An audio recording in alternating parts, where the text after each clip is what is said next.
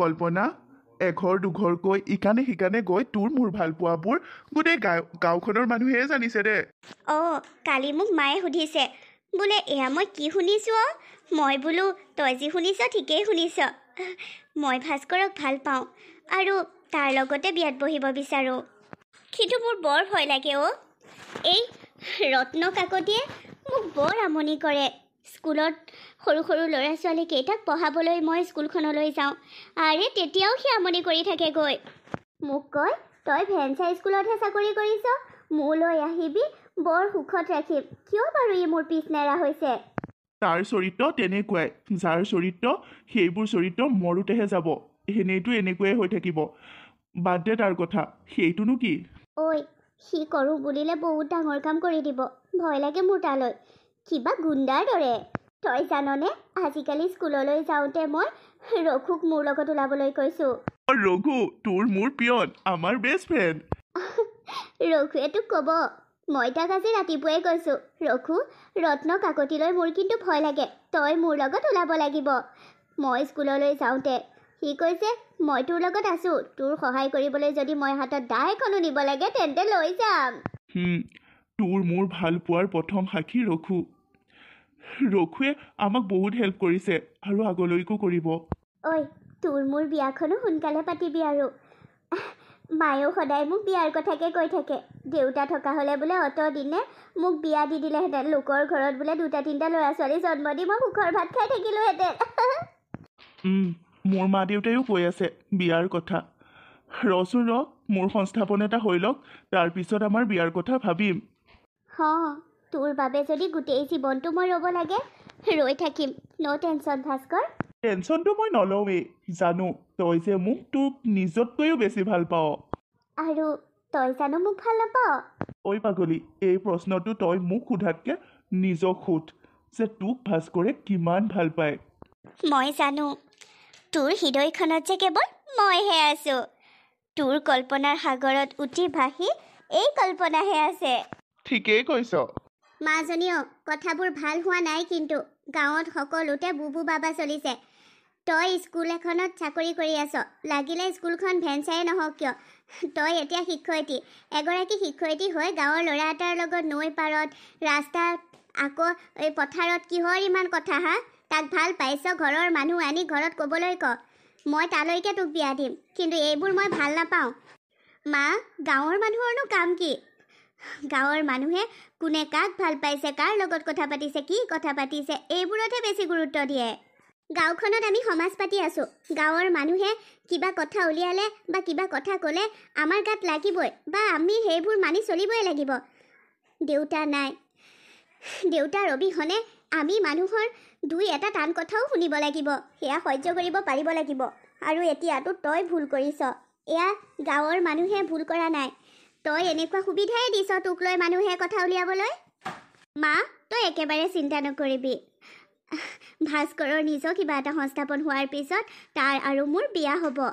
তাৰপিছত তই থাকিবি অকলে অকলে ঘৰখনত মোৰ কথা মনত পেলাই কানি কানি। এতিয়া মোক বিয়া দিওঁ কৰি আছে নহয়, তেতিয়া অকলে থাকোঁতেহে গম পাবি মোৰ অবিহনে থাকিবলৈ কিমান কষ্টকৰ। ছোৱালীজনীক বুকুত সাৱটি থাকিলেতো নহ'ব, তোক বিয়াখন দিব পাৰিলেহে ময়ো শান্তি পাম, লগতে তোৰ দেউতাৰ আত্মায়ো শান্তি পাব। মোৰ লগ হওক বুলি, মোৰ কাষত থাকিবি বুলি তোক সদায় ৰাখি থ'বওতো নোৱাৰোঁ। সমাজৰ যে এইবোৰ কি নিয়ম, ছোৱালীজনী আকৌ লোকৰ ঘৰলৈ যাব লাগে, ল'ৰাটো আকৌ নিজৰ ঘৰতে থাকিব পাৰে। তই এই ৰন্টু কাকতিক ভাল নাপাওঁ বুলি কৈছ, কিয় এনেকুৱা কৰিছ ক? আৰে তই মোক ভাল নাপালে নালাগে, মই তোক ভাল পাওঁ, তই মোৰ লগতেই বিয়াত বহিব লাগিব। তই কেৱল মোৰ কল্পনা, তই সেইটোক কিয় ভাল পাই আছ? সি এটা বেকাৰ, তাৰ নিজস্ব একোৱেই নাই। মই ধন সম্পত্তি চাই তাক ভাল পোৱা নাই, ভাস্কৰক মই ভাল পাওঁ আৰু ভাস্কৰৰ লগতেই মোৰ বিয়া হ'ব। আপুনি এনেই মোৰ পিছত ঘূৰি একো লাভ নাই। লাভ আছে নাই সেইটো সময়ত গম পাবি। মোক আজিলৈকে কোনেও না কোৱা নাই, আৰু আজিলৈকে মই যি বিচাৰিছোঁ তাকে পাইছোঁ। তোক মোৰ হাতৰ মুঠিত অনাটো মোৰ সিদ্ধান্ত, আৰু কি কৰি মই তোক মোৰ কৰি লওঁ তই চাই থাক। তোৰ কি হ'ল ৰঘু? ইমান ভয় খাই উধাটো খাই আহিছ যে, কি হ'ল কচোন? অঞ্জলি বা, ডাঙৰ কথা এটা হৈছে ভাস্কৰক বহুত মাৰিছে, নাকে মুখে ঘুচা দিছে। সেই ৰন্টু কাকতি বেছিয়ে বাঢ়ি গৈছে। কি কথা কৈছ এইবোৰ ৰঘু? ৰন্টু কাকতিয়ে ভাস্কৰক কিয় মাৰিলে? ভাস্কৰে চাগে বেয়াকৈ কিবা ক'লে। আৰে ৰনটো এটা গুণ্ডা বুলি জানে, কিয়নো বেয়াকে ক'ব লাগে বাৰু? বেয়াকে একো কোৱা নাছিল। ৰন্টু কাকতিয়ে ভাস্কৰক আমাৰ এই কল্পনাৰ জীৱনৰ পৰা আঁতৰি আহিবলৈ কৈছিল। ভাস্কৰে ক'লে মই কল্পনাক সঁচা ভাল পাওঁ আৰু কল্পনাৰ লগত মোৰ বিয়া হ'ব। সেই কথাটোতে লাগি বহুত মাৰিছে। মই কল্পনাৰ ওচৰলৈ আহিছোঁ। মই কোনো মতে তাৰ ওচৰত গাঁৱৰ বহুত মানুহক থৈ আহিছোঁ। কাজিয়াখন ভাগিলে সি দোকান এখনতে বহি আছে। ঘৰৰ মানুহে গম পালেও কথাটো বেয়া হ'ব। তই কল্পনাক কগৈচোন যা, মই ফাৰ্মাচীৰ পৰা কিবা অলপ নি তাক অলপ ঠিক কৰোঁগৈ। হ'ব দে, মই কল্পনাক কওঁগৈ। তই এইবোৰ কি কৈছ? সি এই চিঠিখন দি থৈ গ'ল বুলি মই বিশ্বাস কৰি ল'ম নেকি? নোৱাৰো মই বিশ্বাস কৰিব। সি মোক ৰন্টু কাকতিৰ লগত বিয়া হ'বলৈ এৰি থৈ গৈছে। সি কোনজনী চহৰীয়া ছোৱালী পালে যে তাইক বিয়া পাতিবৰ বাবে সি আঁতৰি গ'ল? এয়া মিছা কথা, এয়া মিছা। এদিন চৰ ঘোচা খায়ে সি মোৰ জীৱনৰ পৰা আঁতৰি নাযায়। হয়, সেইদিনা যেতিয়া ৰন্টু কাকতিয়ে তাক মাৰিছিল, তাৰ পিছত মই তাক দেখা পাই বহুত দুখ পাইছিলোঁ। মোৰ বাবে তাৰ সেই অৱস্থা হোৱাৰ বাবে মই নিজকে ক্ষমা কৰিব পৰা নাছিলোঁ। কিন্তু তাৰ এসপ্তাহৰ পিছতে সি এই সিদ্ধান্ত ল'লে। ইয়াত কিবা নহয় কিবা এটা ৰহস্য আছে, নহ'লে সি মোক ৰন্টু কাকতিৰ লগত বিয়াত বহিবৰ বাবে এনেকৈ এৰি থৈ যাব নোৱাৰে। মই সেইবোৰ ৰহস্যৰ কথা একো নাজানো। মই মাথো এটাই জানো, সি মোক এই চিঠিখন দি থৈ গৈছে আৰু তোক ক'বলৈ কৈছে তোক বোলে সি ভাল পাইছিল সঁচা। এতিয়া যেতিয়া তাৰ চাকৰি হ'ল, সি সেই চহৰীয়া ছোৱালীজনীকে বিয়া পাতিব বিচাৰে বোলে। সি যিটো কোম্পানীত চাকৰি পাইছে তাৰ মালিকৰ জীয়েক। মিছা কথা, মিছা কথা। মোৰ লগত সি এনেকুৱা কৰিব নোৱাৰে। আৰু মোৰ মাৰ কি হৈছে? মা উঠি পৰি লাগিছে মোক ৰন্টুৰ লগত বিয়াত দিবলৈ। এয়া কি হৈছে মোৰ জীৱনত? তই সেই সিদ্ধান্তকে ল কল্পনা। মই তোক আজি এই কথা ক'ব লাগিব বুলি ভবা নাছিলোঁ, তথাপিতো কৈছোঁ। তোৰ মায়ে যি বিচাৰিছে তই সেই সিদ্ধান্তকে ল। আৰু এতিয়াচোন তোৰ জীৱনৰ পৰা ভাস্কৰো আঁতৰি গ'ল। তই ৰন্টুৰ লগতে বিয়া হ। সি পাগলামিবোৰ কৰে তোক পোৱাৰ আশাত। তোক পোৱাৰ পিছত সি ঠাণ্ডা হৈ যাব। এইবোৰ গুণ্ডামি কৰি নাথাকে আৰু। আতহ ৰঘু, আতহ। তহঁত সকলোবোৰ একেই। কোনেও মোক বুজি নাপাওঁ। নাজানো তই এইবোৰ কি কাম কৰিবলৈ ওলাইছ। কিয় ভাস্কৰ, কিয় তই একুৰা জ্বলা জুই বুকুত বান্ধি যাবলৈ ওলাইছ? তই মোক আজি কৈ থৈ যাব লাগিব, তই এই সিদ্ধান্ত কিয় ল'লি। মই ইতিমধ্যে মিছা মাতি আহিছোঁ তই চহৰ পালিগৈ বুলি, কিন্তু তই এতিয়ালৈকে যোৱাই নাই চহৰ। এতিয়াও সময় আছে। তই এনেকুৱা কাম কিয় কৰিবলৈ ওলাইছ? তোৰ জানিবৰ মন গৈছে মই বুকুত একুৰা জ্বলা জুই লৈ কিয় যাব ওলাইছোঁ? তেন্তে শুন। মই যদি তাই জীৱনৰ পৰা আঁতৰি নাযাওঁ, তেতিয়া তাই আৰু মাকক ৰাতি ঘৰ জ্বলাই মৰাৰ ভাবুকি দিছে। সেইটোৱে। ৰন্টু কাকতিয়ে নোৱাৰা কাম একো নাই। যি কৰোঁ বুলি কয় তাকে কৰে। এবাৰ মনত নাই, গাঁৱৰ মানুহ এটাই তাক বেয়াকৈ কোৱাৰ বাবে গোটেই ফাৰ্মখনেই জ্বলাই দিছিল। সেই ফাৰ্মখনৰ দৰে বোলে সিহঁতৰ ঘৰটো জ্বলাই দিব ৰাতি শুই থাকোঁতে, কোনেও গম নোপোৱাকৈ। মই কি কৰিম ক? মই তাইক ভাল পাওঁ, সেই বুলি তাইক মই মৃত্যুৰ মুখলৈ ঠেলি দিব নোৱাৰোঁ। যেতিয়া ৰন্টু কাকতিয়ে তাইক বিয়া পাতিব, হাঁহি মুখে তাই তাৰ লগত সুখী হ'ব পাৰিব।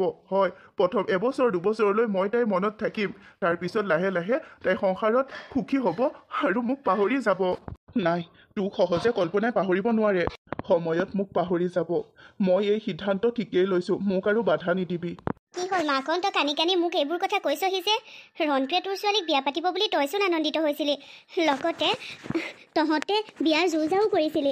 আকৌ হঠাতে ৰন্টু বেয়া বুলি তই এইদৰে মোৰ ওচৰত কণা কটা কিয় কৰিছহি? ৰন্টুৱে বিয়া পাতি মোৰ মাজনীক তাৰ ঘৰলৈ নিব খোজা নাই। সি মাথো মোৰ মাজনীৰ ব্যৱহাৰ কৰিবহে বিচাৰিছে। সি মোৰ মাজনীক বিকি দিব বিয়াৰ পিছত। কি কৈছ এইবোৰ তই? সি এটা ৰাতিৰ বাবেহে মোৰ মাজনীৰ লগত থাকিব বিচাৰিছে। তাৰ পিছত বোলে তাইক নি মেঘালয় নে ক'ৰবাত বিক্ৰী কৰি দিব। এই কথা মই গম পালোঁ। মোক এই কথা ৰন্টু কাকতিৰ ঘৰত কাম কৰা ল'ৰা এটাই ক'লে। সিহঁতে গোপনে বোলে আলোচনা কৰি আছিল। সি সকলোবোৰ শুনিলে। সি মোৰ মাজনীক বচাবৰ বাবে সেইখিনি কৰিছে। সি কৈছে কল্পনা বহুত ভাল ছোৱালী, তাইক কেনেকৈ ধ্বংস হ'বলৈ দিব নোৱাৰি এইবোৰ কৈছে। ৰন্টু কাকতিয়ে মনে মনে নাৰী ব্যৱসায় কৰি আছে বোলে। পাহাৰীয়া ঠাই ছোৱালীবোৰ নি ক'ৰবাত বিক্ৰী কৰে বোলে। মই এতিয়া কেনেকৈ বচাওঁ মোৰ ছোৱালীজনীক? তই চিন্তা নকৰিবি, আমি গাঁৱৰ মানুহবোৰ আছোঁ নহয়। আৰু তাইও অলপ সাহসী দে, তাইও নিজে চেষ্টা কৰিব। দেউতাক নোহোৱা ছোৱালীজনীয়ে কি সাহস দেখুৱাব? কোন আছে তাইৰ বৰ? গাঁৱৰ মানুহ আছে তাইফালে, দুই একে তাই হৈ মাত মাতিব। দুই একে আকৌ ৰন্টু কাকতিৰ ধন সম্পত্তিৰ লোভ দেখি চলাহী কথা কৈ উচতাই দিব। মোৰ আৰু মাজনীৰ কি হ'ব? চিন্তা নকৰিবি ৰঘু, ভাস্কৰ, তই ইমান বছৰৰ পিছত আহিছ। তই ইমান বছৰে তোৰ খবৰেই নাই। সেই যোৱাৰ এমাহৰ পিছৰ পৰা তোৰ যি ফোন নালাগিল নাই আৰু এতিয়ালৈকে তোৰ কোনো খবৰেই নাছিল। আজি ইমান বছৰৰ পিছত তই কিয় আহিছ? কিয় তই মোক মাতিছহি ৰঘু বুলি? তই তোৰ এই বেষ্ট ফ্ৰেণ্ডকোতো পাহৰি গলি। নিজৰ স্বাৰ্থৰ বাবে সকলোখিনি কৰিলি। আনৰ মৰম ভালপোৱা একোৱে বুজি নাপালি। এনেকৈ কিয় কৈছ? তই মোক নুবুজিলে কোনে বুজিব কচোন? তোকচোন মই সকলোবোৰ কথা কৈ গৈছিলোঁ, আৰু তোক যে মানা কৰিছিলোঁ সেই কথাবোৰ কাকো নকবি বুলি। তই কি কাৰোবাক কৈ ফুৰিছ নেকি? মই মোৰ বন্ধুক দিয়া কথা ৰাখিলোঁ। তই সেইদিনা চহৰলৈ যাওঁতে মোক কৈ গৈছিলি কিয় তই কল্পনাক পাহৰি চহৰলৈ যাব ওলাইছ, আৰু সেই কথা মোক তই ক'ব মানা কৰিছিলি বাবে মই আজিলৈকে কল্পনাকো কোৱা নাই। Thank you Raghu. পিছে কল্পনাৰ কথা ওলাওঁতে মনত পৰিছে তাইলৈ। এনেওতো তাইলৈ মনত পৰেই। কেনে আছে তাই? তাই চাগে এতিয়া বহুত সুখী। তাই চাগে 2-3টা সন্তানো হ'ল। তাই এটা নে দুটা ল'ৰা ছোৱালী? ল'ৰা নে ছোৱালী? কচোন তাইৰ বিষয়ে অলপ। ক'ৰ পৰা আৰম্ভ কৰিবি তাইৰ বিষয়ে ক'বলৈ, আৰু ক'ত শেষ কৰিবি? তই নথকাৰ সময়ত কল্পনাৰ লগত বহুত কিবা কিবি হৈ গ'ল। বাৰু এতিয়া সেইবোৰ বাদ দে। কচোন তোৰ ৱাইফ ক'ত? ৱাইফৰ লগত আহিছনে? তোৰ ল'ৰা ছোৱালী কেইটা? মই বিয়াই পতা নাইকিয়া। তহঁতক মই মিছাকৈয়ে ফোন কৰি কৈছিলোঁ যে মই বিয়া পাতিলোঁ। মই আজিলৈকে বিয়া পতা নাই। মই আজিলৈকে কল্পনাক পাহৰিব পৰা নাই। আজিও মোৰ মনত মোৰ ভালপোৱা হিচাপে কল্পনাহে আছে। কি কৈছ এইবোৰ তই? তহঁত দুয়োটা সঁচাকৈয়ে বলিয়া। সিটোৱে সিটোক ইমান বেছি ভাল পাওঁ, কিন্তু তহঁত ইটোৱে সিটোৰ পৰা আঁতৰি আছ।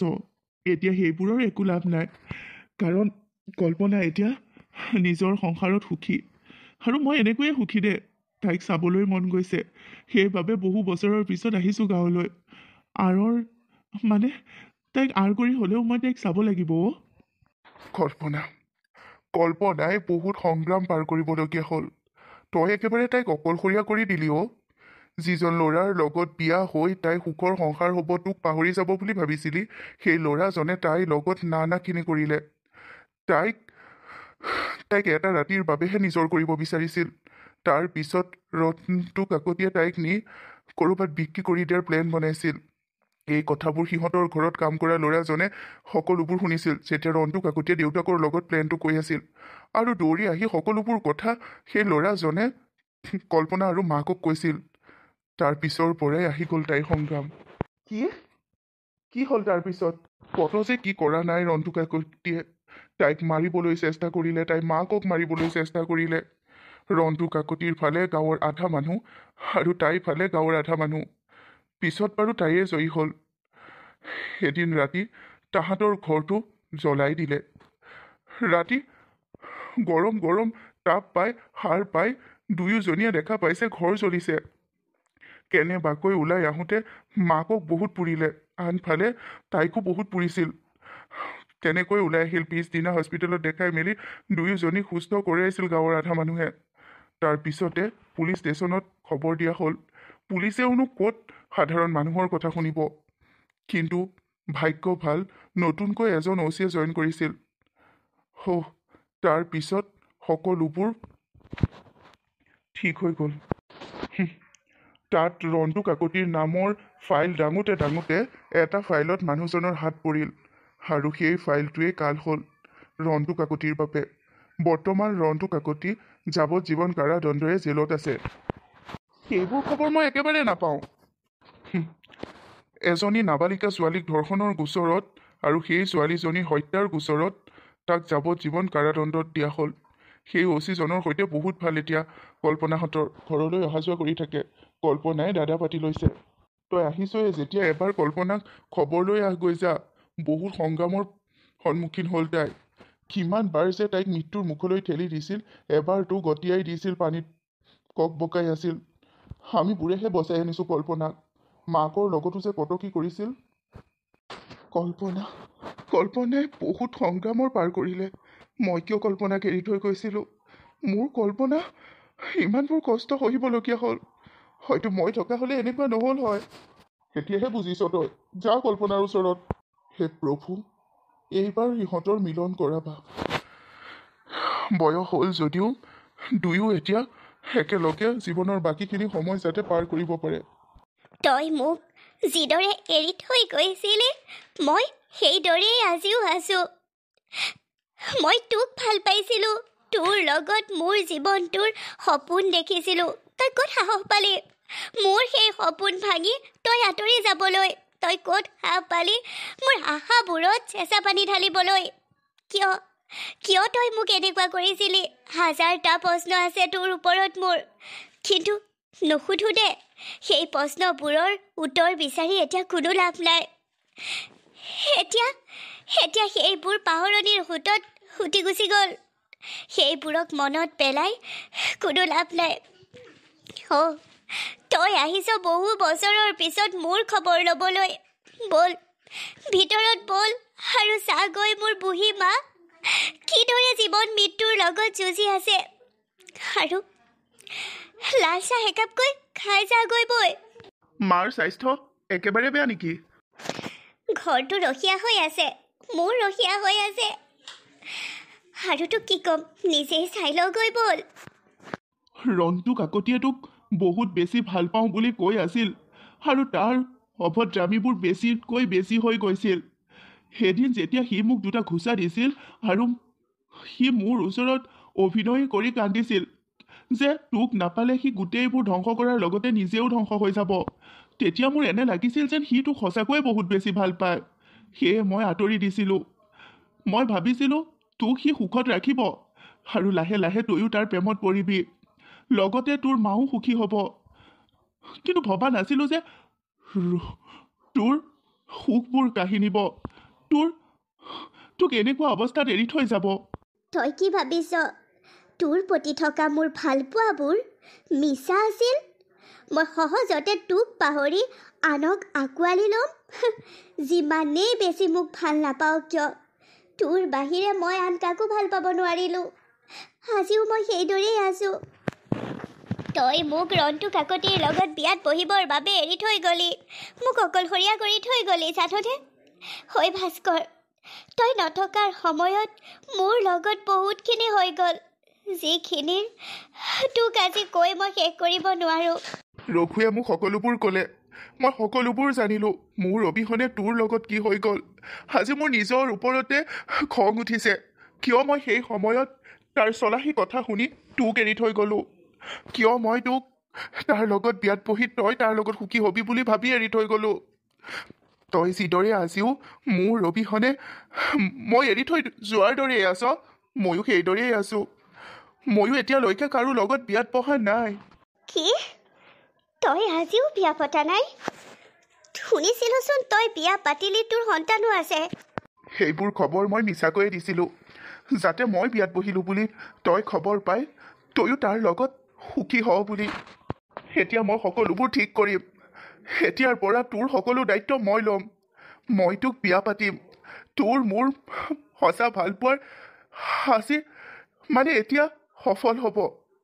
আজি এই মন্দিৰত মই তোৰ শিৰত সেন্দুৰ পিন্ধাম আৰু মই তোক মোৰ পত্নী কৰি আঁকোৱালি ল'ম। তোৰ মাৰ পৰা পাৰ্মিশ্যন পালেই হ'ল। তই মোৰ লগত বিয়াত বহিবলৈ সাজু আছনে? সেয়া তই কি কৈছ? ইমান বছৰৰ পিছত তই আহি মোক এতিয়া বিয়া পাতিব বিচাৰিছ? আৰু তয়ো ইমান বছৰে বিয়া নপতাকৈ আছ? সেয়াই নেকি আমাৰ সঁচা ভালপোৱা? দুয়োৰ বাবে এতিয়াও ৰৈ আছোঁ। সেয়াইতো আমাৰ সঁচা ভালপোৱা। তোক মই কিয় এৰি গৈছিলোঁ সেই কথাটো তই বুজিলি।